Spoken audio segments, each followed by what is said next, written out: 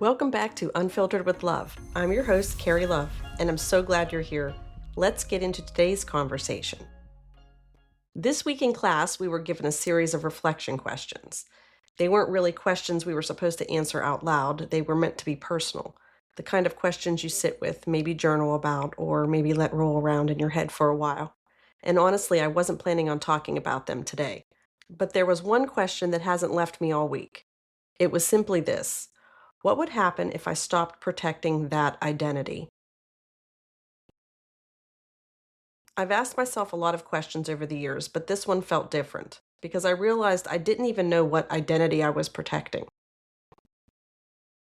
After class, I noticed people talking about these questions, and something that kept coming up was how difficult they were.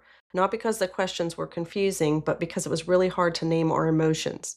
It's hard to be honest with ourselves, and maybe even harder to trust someone enough to let them see those parts of us. To actually say, this is what I'm afraid of. That's vulnerable. And honestly, I debated whether I even wanted to talk about this today. But then I thought, maybe I'll just put it out there. Because maybe somebody listening has never said these words out loud either. So I sat with the question, what identity am I protecting? At first, I thought maybe it's the identity of being independent. I've always been pretty independent. I've moved across the country by myself, rebuilt my life after divorce, traveled alone. I've started over more than once. I've figured things out. If you know me, you probably think, yeah, Carrie can handle herself. And I've always been proud of that. But then I asked myself something else. Am I protecting my independence, or am I protecting myself from disappointment? Because those aren't the same thing. And I think I found the answer. I don't think I'm afraid of needing people. I think I'm afraid of depending on someone and finding out they won't show up. That was really hard to admit because I don't ever want to be seen as weak. I don't want people thinking I can't handle my own life. I don't want to depend on someone so much that if they leave, everything falls apart. Somewhere along the way, I think I started believing that being strong meant never needing anyone. But maybe that's not actually strength. Maybe it's fear wearing strength's clothes. Then something else happened this week. I had shared these reflection questions online, and a friend commented something that I thought was a really thoughtful perspective.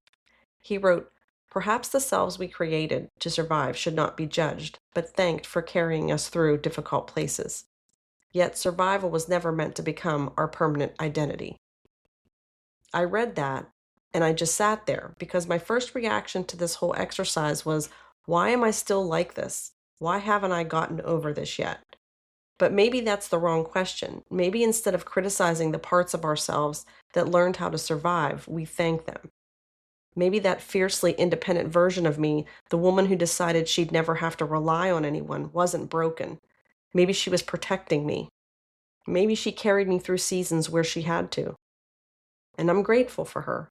She got me through some really difficult places, but maybe she doesn't have to carry everything anymore. The second part of my friend's comment stayed with me too.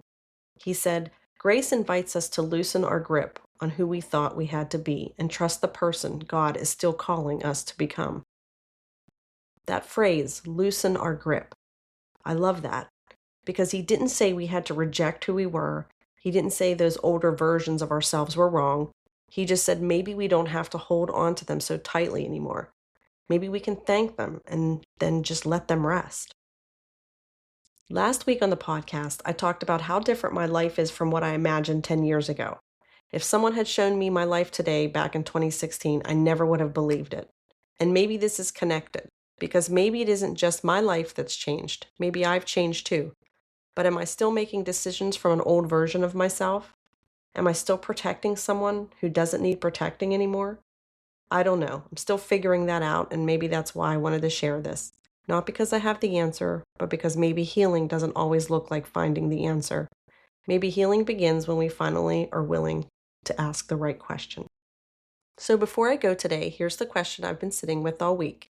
What identity are you still protecting? And what if you thanked that version of yourself for getting you this far instead of judging them? And then what if you loosened your grip just enough to become whoever you're still being called to become? Thanks for hanging out with me today. If this conversation resonated with you, I'd love to hear from you. Send me a message, leave a review, or share this episode with someone who might need it. And before I go, what part of yourself have you been protecting? And what do you think would happen if you didn't have to anymore? Until next time, keep asking good questions, keep being curious, and most importantly, keep showing up as yourself. This is Unfiltered with Love. I'm your host, Carrie Love, and I'll see you next week.